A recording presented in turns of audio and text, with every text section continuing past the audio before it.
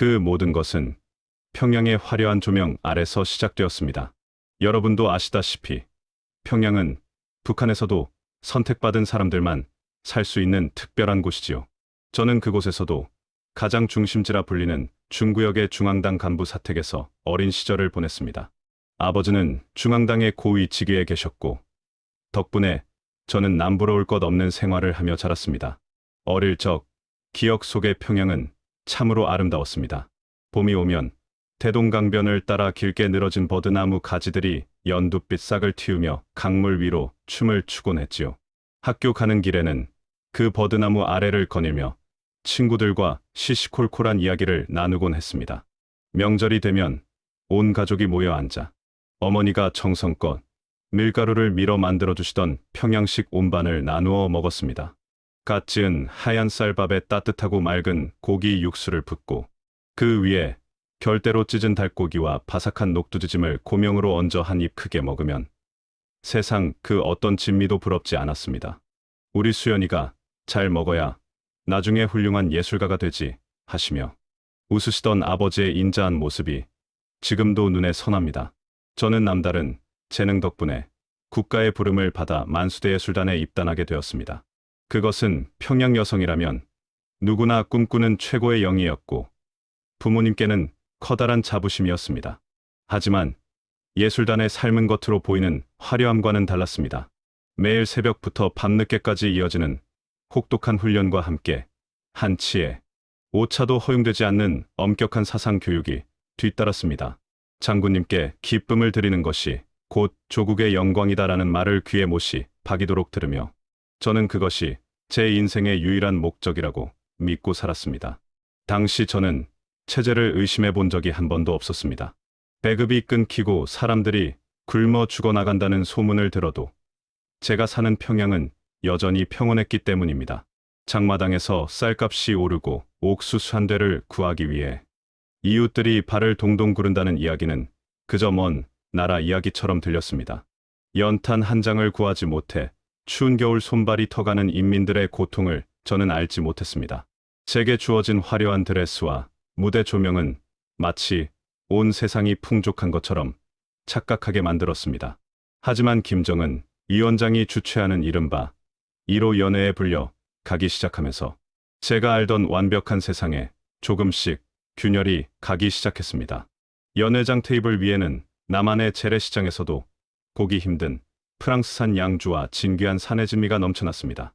인민들은 하루 한 끼 옥수수밥도 넘기기 힘든 현실인데 그곳은 마치 다른 세상인 듯 사치가 가득했습니다. 어느 날 밤 연회장에서 무대를 마치고 대기실로 돌아가던 중 우연히 어두운 구석에서 흐느끼고 있는 한 선배를 보았습니다. 최고의 무용수로 칭송받던 그녀가 왜 울고 있는지 물어보고 싶었지만 주변의 서늘한 감시 시선 때문에 차마 입을 뗄 수 없었습니다. 겉으로는 세상에서 가장 행복한 평양의 꽃처럼 웃어야 했지만 우리 마음속 깊은 곳에는 언제 꺾일지 모른다는 막연한 불안감이 뿌리내리고 있었던 것입니다. 마치 옆집 속사정을 다 알 수 없듯이 평양의 화려함도 그저 속 빈 강정일 뿐이라는 사실을 그때는 어렴풋이만 느끼고 있었습니다. 평온했던 제 일상에 차가운 의문의 그림자가 드리우기 시작한 것입니다. 6.25 전쟁 때도 이렇지는 않았다던데. 어르신들이 옛날 이야기를 하실 때 가끔 하시던 이 말씀이 제 가슴에 비수처럼 꽂히던 날이 있었습니다. 우리 부모님 세대도 차마 보지 못했을 그 참혹한 광경을 목격한 이후 제가 믿어왔던 세상은 완전히 무너져 내렸습니다. 그날도 평소와 다름없는 화려한 1호 연회의 밤이었습니다. 만수대의 술단 단원들은 수령의 기쁨을 위해 한치의 오차도 없는 춤사위를 선보였고 연회장 안은 독한 양주 냄새와 고위 간부들의 호탕한 웃음소리로 가득했습니다. 제 바로 옆에는 저와 가장 친했던 동료이자 언니였던 영희 가명가 있었습니다. 영희 언니는 예술단에서도 손꼽히는 미모와 실력을 갖춰 김정은 위원장의 총애를 받던 무용수였습니다. 그런데 연회가 막바지에 다다를 무렵 술 기운이 오른 한 고위 간부가 영희 언니에게 농담 섞인 질문을 던졌습니다.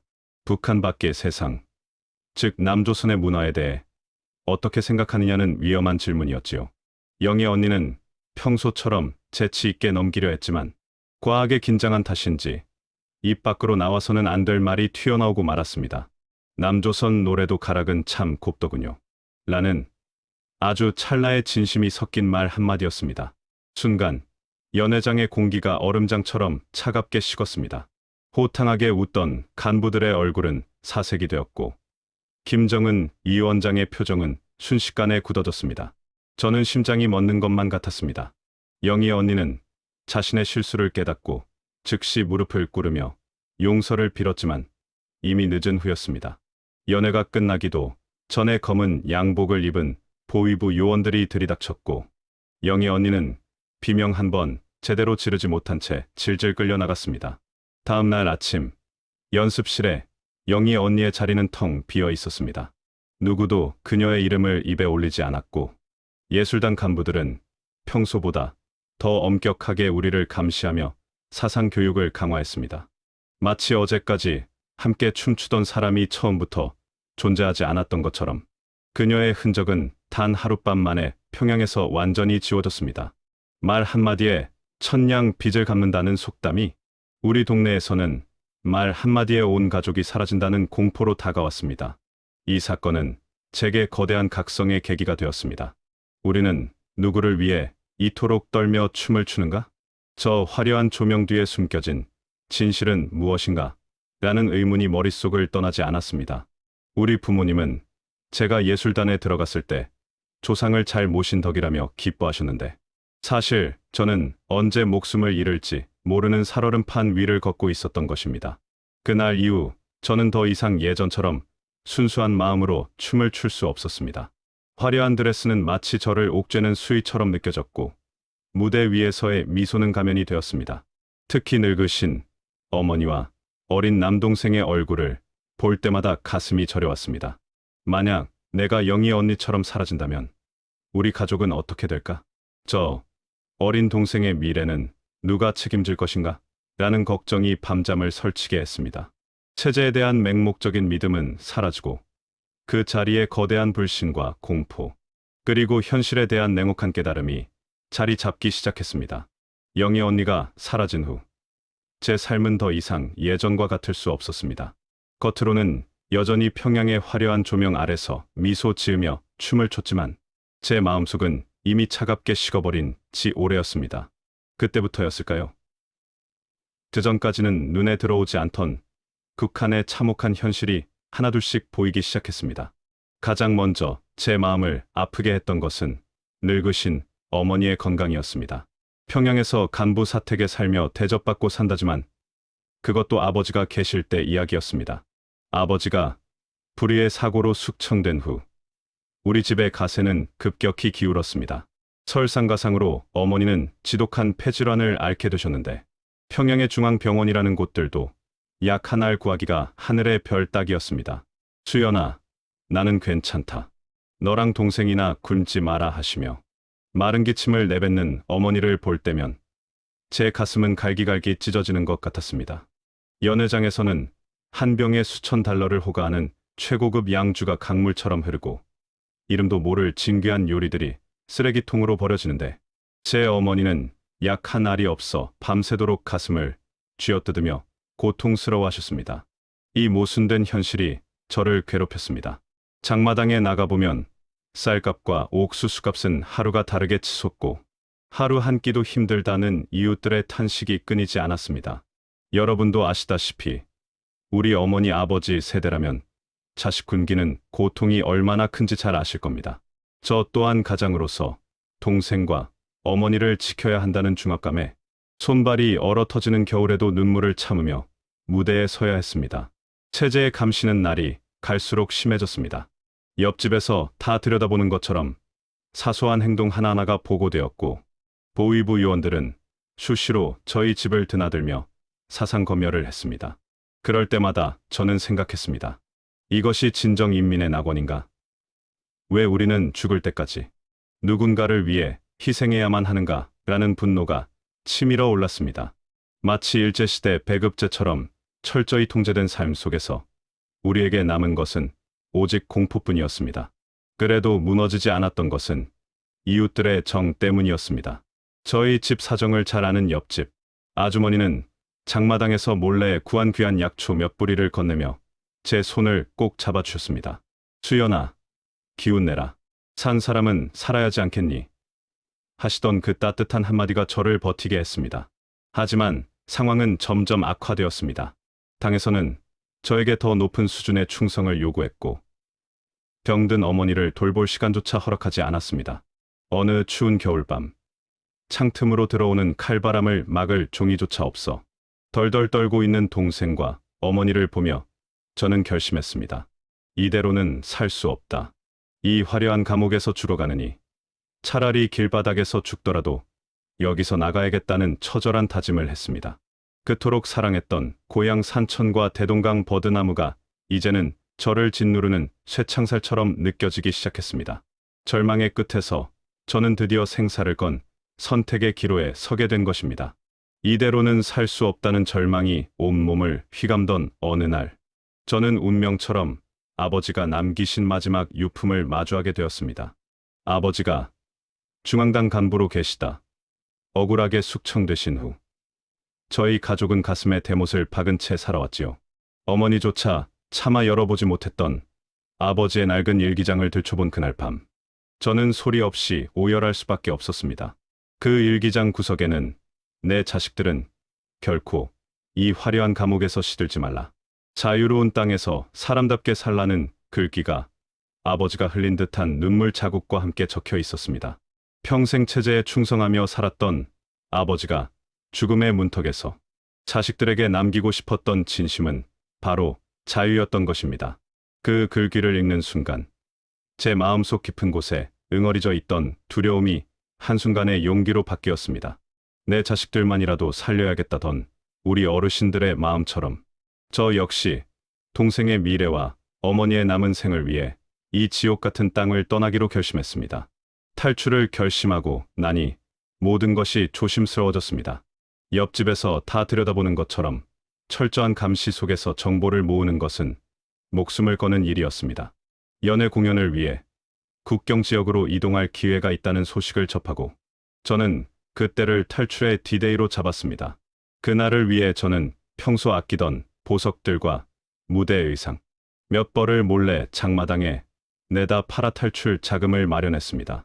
쌀 한 돼, 옥수수 한 되를 아끼며 살아가는 평양. 시민들의 눈을 피해 은밀하게 움직이는 과정은 매 순간이 가시방석이었습니다. 떠나기 전날 저는 부모님 묘소를 마지막으로 찾았습니다. 자풀이 무성한 묘소 앞에서 저는 소리내어 울지도 못하고 마음으로만 빌었습니다. 아버지, 어머니, 이 불효녀가 고향 땅을 떠납니다. 부디 저희의 앞길을 굽어 살펴 주십시오. 6.25 전쟁 이후 수많은 이산가족이 생겨나며 느꼈을 그 생이별의 아픔이 제 가슴을 파고들었습니다. 정든 고향집의 문고리를 마지막으로 잡아보고 대동강변의 버드나무를 눈에 담으며 저는 죽을 각오로 신발끈을 조염했습니다. 어머니께는 차마 사실대로 말씀드릴 수 없었습니다. 공연 잘 다녀오겠다는 제 거짓말에 어머니는 몸 조심해라, 수연아 하시며 제 손을 꼭 잡아주셨지요. 그 따뜻한 온기가 마지막일지도 모른다는 생각에 가슴이 미어지는 것 같았습니다. 하지만 이 길만이 우리 가족이 살 길이라는 믿음 하나로 저는 어둠 속으로 발걸음을 옮겼습니다. 화려한 평양의 불빛이 제 등 뒤로 멀어질수록 제 눈앞에는 오직 차가운 강물과 보이지 않는 자유만이 기다리고 있었습니다. 공포와 간절함이 뒤섞인 그날 밤, 저는 드디어 평생을 살아온 운명의 굴레를 벗어던지기로 했습니다. 드디어 운명의 날이 밝았습니다. 공연을 핑계로 국경 인근에 도착했을 때 제 가슴은 터질 듯이 뛰고 있었습니다. 화려한 무대 조명 아래서 수천 번 춤을 췄던 저였지만 그날 밤 마주한 칠흑 같은 어둠은 그 어떤 무대보다도 무겁고 두려웠습니다. 젊지 않은 몸으로 이런 일을 저질러도 될까 하는 불안감이 엄습했지만 제 품속에는 아버지가 남기신 마지막 유품이 뜨거운 불꽃처럼 남아 저를 다독였습니다. 약속된 장소에 도착하니 멀리서 차가운 압록강 물살 소리가 들려왔습니다. 그 소리는 마치 저를 삼키려는 괴물의 울음소리 같기도 했고 한편으로는 어서 오라며 손짓하는 자유의 목소리 같기도 했습니다. 저는 숨을 죽인 채 순찰대의 서치라이트가 지나가기만을 기다렸습니다. 불빛이 제 머리 위를 스칠 때마다 하늘에 계신 부모님, 제발 저희를 굽어 살펴주소서라고 마음속으로 수백 번, 수천 번 기도를 올렸습니다. 강가에 다다랐을 때 눈앞의 압록강은 생각보다 훨씬 넓고 깊어 보였습니다. 6.25 전쟁 때 피난길에 올랐던 우리 어르신들이 겪었던 공포가 이런 것이었을까요? 발을 담근 강물은 뼈를 깎는 듯한 추위로 저를 마비시켰습니다. 얼음장 같은 물속을 한 걸음씩 내디딜 때마다 여기서 멈추면 죽음뿐이다라는 생각으로 이를 악물었습니다. 강 중간쯤 이르렀을 때 멀리서 북한 순찰대의 거친 고함 소리가 들려왔습니다. 순간 심장이 멎는 것 같았습니다. 발각되면 그 자리에서 총살이거나 평생 빛도 보지 못할 정치범 수용소행이었습니다. 허리까지 차오르는 강물을 헤치며 나아가는 동안 저는 제 손을 꼭 잡고 있던 어린 동생의 떨림을 느꼈습니다. 아이들 손을 꼭 잡고 강을 건너던 그 옛날 피난민들의 심정이 바로 이랬겠지요. 물살은 거셌고 바닥의 돌은 날카로워 발이 찢겨나갔지만 고통을 느낄 겨를조차 없었습니다. 오직 저 강 너머에 있다는 자유라는 빛 하나만을 바라보며 나아갔습니다. 마침내 중국 쪽 강둑에 손이 닿았을 때 저는 땅에 엎드려 소리 없이 오열했습니다. 몸은 젖어 덜덜 떨렸고 정신은 혼미했지만 적어도 이제는 등 뒤에서 총구가 겨눠지지 않는다는 안도감이 몰려왔습니다. 하지만 그것은 끝이 아닌 새로운 시련의 시작이었습니다. 고향 땅 평양을 등지고 이제는 이름 모를 타양에서의 도망자 신세가 된 것입니다. 저는 젖은 몸을 일으켜 다시 어둠 속으로 발걸음을 옮겼습니다. 살아야 한다. 어떻게든 살아서 이 자유를 증명해야 한다는 간절함이 제 유일한 나침반이었습니다.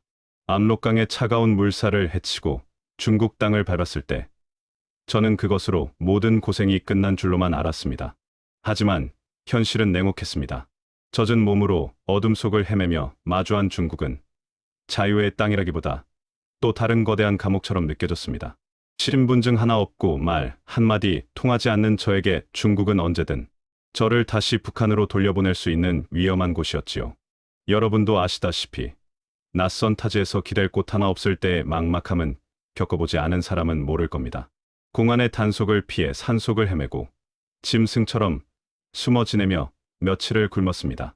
평양에서 꽃이라 불리며 화려한 무대 위에 섰던 제 모습은 온데간데 없고 흙먼지 투성이의 초라한 도망자만 남았습니다. 그때 제 머릿속을 스친 생각은 이대로 이름도 없이 사라지는구나 하는 절망뿐이었습니다. 하지만 하늘이 무너져도 솟아날 구멍은 있다고 했던가요? 기진맥진에 쓰러져 있던 저희를 발견한 것은 다름 아닌 같은 핏줄, 조선족 아주머니였습니다.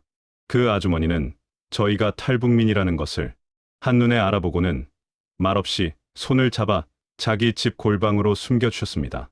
아주머니가 내어주신 따뜻한 강냉이죽 한 그릇을 받아 들었을 때 저는 참았던 눈물을 터뜨리고 말았습니다. 그래도 같은 피가 흐르는데 어떻게 모른 척하겠니? 하시며 제 등을 토닥여주시던 아주머니의 거친 손마디에서 저는 두고 온 어머니의 온기를 느꼈습니다. 6.25 전쟁 이후 흩어졌던 우리 민족이 서로를 보듬던 그 시절의 정이 바로 이런 것이었을까요? 그러나 중국에서의 생활은 매일매일이 살얼음판이었습니다. 공안의 차량 사이렌 소리만 들려도 가슴이 철렁 내려앉았고 낯선 사람이 집 근처를 지나가기만 해도 숨을 죽여야 했습니다. 기쁨조 출신이라는 신분이 밝혀지면 더 큰 화를 입을까봐 저는 제 과거를 꽁꽁 숨긴 채 시골 농가에서 굳은 일을 하며 버텼습니다. 손마디가 굵어지고 얼굴은 검게 탔지만 마음 한구석에는 어떻게든 한국에 가야 한다는 일념 하나가 촛불처럼 타고 있었습니다. 그곳에서 지내며 저는 북한에서 듣던 중국은 원수들의 땅이라는 말이 얼마나 큰 거짓말이었는지 깨달았습니다. 이름도 모르는 선교사님들이 목숨을 걸고 저희에게 식량과 복음을 전해주었고 그분들의 도움으로 조금씩 한국으로 가는 길을 찾아가기 시작했습니다. 우리나라 재래시장처럼 활기찬 중국의 장마당을 몰래 훔쳐보며 저는 자유롭게 물건을 사고 파는 사람들의 평범한 일상이 얼마나 큰 축복인지 다시 한번 절감했습니다. 중국 땅에서 보낸 그 고통스러운 시간은 저를 더욱 단단하게 만들었습니다. 평양의 화려함은 가짜였지만 이곳에서 만난 사람들의 투박한 정은 진짜였습니다. 저는 다짐했습니다. 어떤 고난이 닥쳐도 살아서 한국 땅을 밟겠다. 그래서 이 비극적인 현실을 세상에 알리겠다고요. 가족과 헤어져 억척스럽게 견뎌온 우리 시니어 세대 어르신들처럼 저 역시 그 모진 세월을 눈물로 씻어내며 다음 발걸음을 내디딜 준비를 하고 있었습니다. 중국에서의 은신 생활도 한계에 다다랐을 무렵 저는 결단해야 했습니다. 언제 공안에게 붙잡혀 북송될지 모르는 불안감 속에 사느니 차라리 죽더라도 내 조국 대한민국으로 가겠다고 말입니다. 우리 어르신들이 전쟁통에 자식들 손잡고 남쪽으로 내려오셨던 그 절박한 심정이 제 가슴속에서도 뜨겁게 타올랐습니다. 살아서 가면 내 집이요. 죽어서 가면 내 무덤이다라는 각오로 저는 브로커의 뒤를 따라 동남아시아의 험난한 국경을 넘기 시작했습니다. 그 여정은 말 그대로 죽음의 골짜기를 지나는 것 같았습니다. 여러분, 텔레비전에서나 보던 그 깊은 밀림과 정글을 이름 모를 탈북민 서너 명과 함께 헤쳐나갔습니다. 낮에는 숨이 턱턱 막히는 열대우익의 더위와 싸워야 했고, 밤에는 정글의 맹수보다 더 무서운 단속반의 눈길을 피해 가시덩굴 속에서 밤을 지새웠습니다. 신발은 이미 너덜너덜해져 발바닥에는 피가 맺혔고 모기와 벌레들의 온몸이 뜯겨 성한 곳이 한 군데도 없었습니다. 그때마다 저는 품속에 간직한 아버지의 유품을 만지며 기도했습니다. 아버지, 저에게 조금만 더 힘을 주십시오. 여기서 쓰러질 수는 없습니다. 태국 국경을 넘기 위해 메콩강을 건널 때는 정말이지 숨이 멎는 것 같았습니다. 압록강을 건널 때보다 물살은 더 거셌고 강물 속에는 무엇이 살고 있는지 알 수 없는 공포가 가득했습니다. 하지만 저 멀리 반대편 강둑이 보일 때마다 저는 저기만 건너면 진짜 자유다. 저기만 가면 내 어머니와 동생에게 떳떳한 누나가 될 수 있다는 일념으로 헤엄을 쳤습니다. 6.25 전쟁 때 피난민들이 한강 인도교를 건너며 느꼈을 그 간절함이 이런 것이었을까요? 마침내 우여곡절 끝에 방콕에 있는 대한민국 대사관 정문 앞에 섰을 때 저는 제 눈을 의심했습니다. 담장 위로 높게 걸린 태극기가 바람에 펄럭이고 있었습니다. 평양에서 보던 그 붉은 깃발이 아니라 하얀 바탕의 사괴가 선명한 우리의 태극기였습니다. 그 깃발을 보는 순간 다리에 힘이 풀려 그 자리에 주저앉아 통곡을 하고 말았습니다. 아, 이제 살았구나. 이제 진짜 내 나라를 찾았구나. 대사관 직원이 달려 마와 제 손을 잡아주며 고생 많으셨습니다. 이제 안심하세요라고 말해줄 때 그 따뜻한 말투가 얼마나 그리웠는지 모릅니다. 말투는 조금 달랐지만 그 속에는 숨길 수 없는 같은 민족의 정과 사랑이 담겨 있었습니다. 마치 잃어버렸던 자식을 찾은 부모의 마음처럼 저를 보듬어주던 그분들의 눈빛을 저는 평생 잊지 못할 것입니다. 비록 몸은 만신창이가 되었고 가진 것 하나 없는 빈손이었지만 제 마음만은 세상에서 가장 부유한 사람이 된 것 같았습니다. 그날 밤 대사관 안에서 뜬 눈으로 밤을 지새우며 저는 결심했습니다.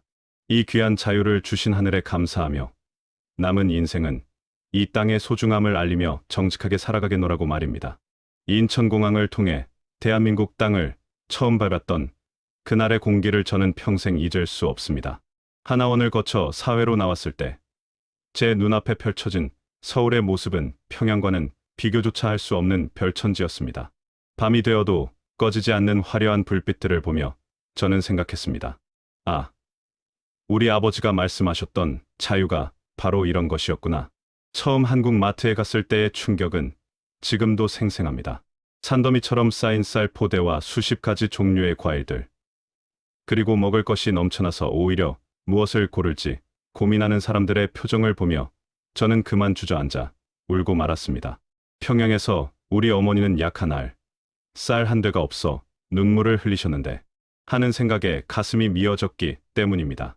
스문의 시간 언제든 환하게 불을 밝히고 있는 편의점과 누구나 마음껏 자기 생각을 말할 수 있는 이 사회가 저에게는 매일매일이 기적처럼 느껴졌습니다. 물론 정착 과정이 쉽기만 했던 것은 아닙니다.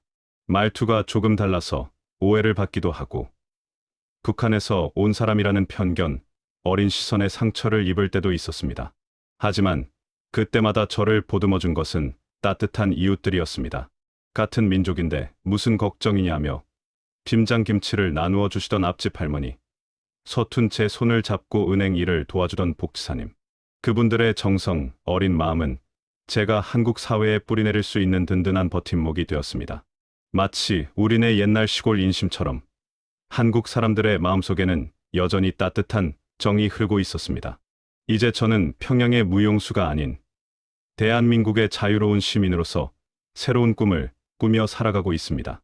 작은 무대지만 제가 가진 재능으로 봉사도 하고 북한의 실상을 알리는 강연도 하며 하루하루를 감사히 보냅니다.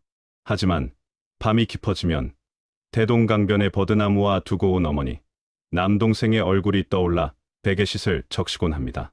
수연아, 꼭 살아서 행복해라 하시던 어머니의 마지막 목소리가 귓가에 쟁쟁합니다. 여러분, 저는 믿습니다. 우리 세대가 가기 전에 반드시 남과 북의 장벽이 무너지고 헤어졌던 가족들이 다시 만나 평양 음반을 나누어 먹는 날이 올 것이라고 말입니다. 6.25 전쟁의 아픔을 겪으신 어르신들이 그러하듯 저 또한 통일된 고향 땅을 밟아보는 것이 마지막 소원입니다. 자유라는 것이 공기처럼 흔해서 소중함을 잊고 살 때도 있지만 그 자유를 위해 목숨을 거는 사람들이 여전히 저 너머에 있다는 것을 기억해 주셨으면 좋겠습니다. 부족한 제 이야기를 끝까지 들어주셔서 정말 고맙습니다. 여러분이 보내주시는 따뜻한 관심과 응원이 저 같은 탈북민들에게는 다시 살아갈 용기가 됩니다. 우리 모두가 한 마음으로 기도한다면 머지않아 대동강변에서 다시 만날 날이 꼭 오겠지요. 그날까지 모두 건강하시고 행복하시길 간절히 기원합니다. 감사합니다. 재밌게 보셨다면 구독, 좋아요 눌러주세요.